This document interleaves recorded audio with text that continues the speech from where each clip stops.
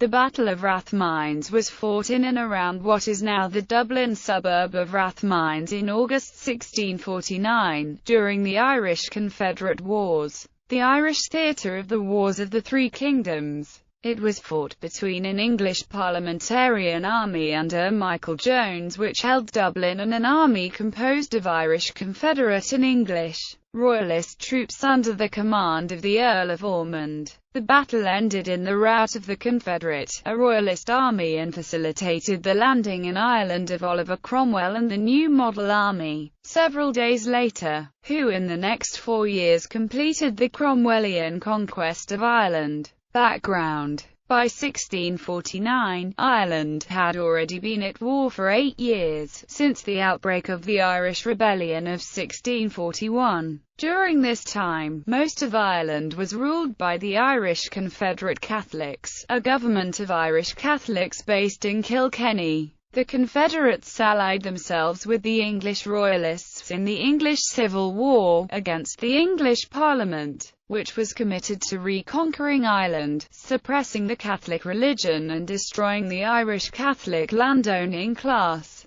After much internal infighting, the Confederates signed a peace treaty with Charles I, who was soon to be executed by the Rump Parliament, agreeing to accept English Royalist troops into Ireland and put their own armies under the command of Royalist officers, in particular James Butler, 1st Duke of Ormond. By 1649, the English Parliament held only 2 small enclaves in Ireland at Dublin and Derry. The battle. In July 1649, Ormond marched his coalition forces of 11,000 men to the outskirts of Dublin, to take the city from its parliamentary garrison, which had landed there in 1647. Ormond took Rathfarnham Castle and camped at Palmerston Park in Rathgar, about 4 kilometres south of the city. The area from Ormond's camp to the city of Dublin is now a heavily urbanized area, but in 1649, it was open countryside. Ormond began inching his forces closer to Dublin by taking the villages around its perimeter, and to this end, sent a detachment of troops to occupy Baggatrath Castle, on the site of present-day Baggot Street Bridge. For reasons which have never been clear, they took several hours to reach Baggatrath, a distance of about a mile. However, Ormond was not expecting Michael Jones, the parliamentary commander, to take the initiative and had not drawn up his troops for battle. Unfortunately for the Royalists, this is exactly what Jones did, launching a surprise attack on the 2nd of August from the direction of Irishtown with 5,000 men and sending Ormond's men at Baggotsrath reeling backwards towards their camp in confusion. Too late, Ormond and his commanders realized what was going on and sent units into action piecemeal to try to hold up to the parliamentarian advance, so that they could form their army into battle formation.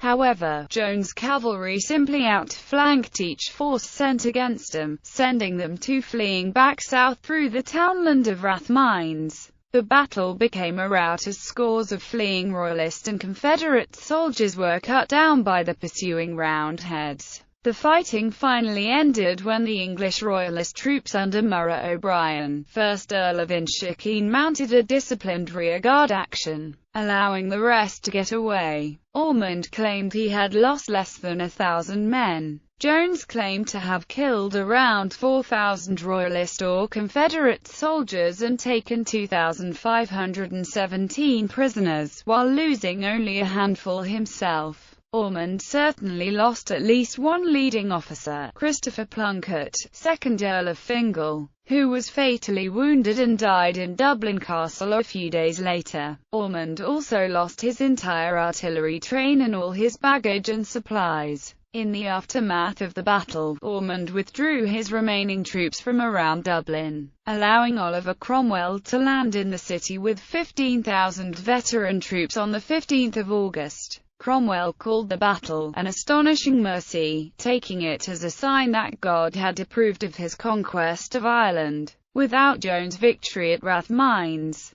the new model army would have had no port to land at in Ireland, and the Cromwellian conquest of Ireland would have been much more difficult. Ormond's incompetent generalship at Rathmines disillusioned many Irish Confederates with their alliance with the English Royalists, and Ormond was ousted as commander of the Irish forces in the following year. Local trivia. The battle gave the names to several local landmarks. The Bleeding Horse Public House, which stands at the corner of modern Upper Camden Street, was established in 1649, when, after the Battle of Rathmines, a wounded horse wandered into a tavern. This made such an impression on the owner that he named his premises the Bleeding Horse. In addition, an area in the townland of Milltown was formerly known as the Bloody Fields, where it is believed that some of the fleeing Royalist soldiers were overtaken by the Parliamentarian cavalry, killed and subsequently buried.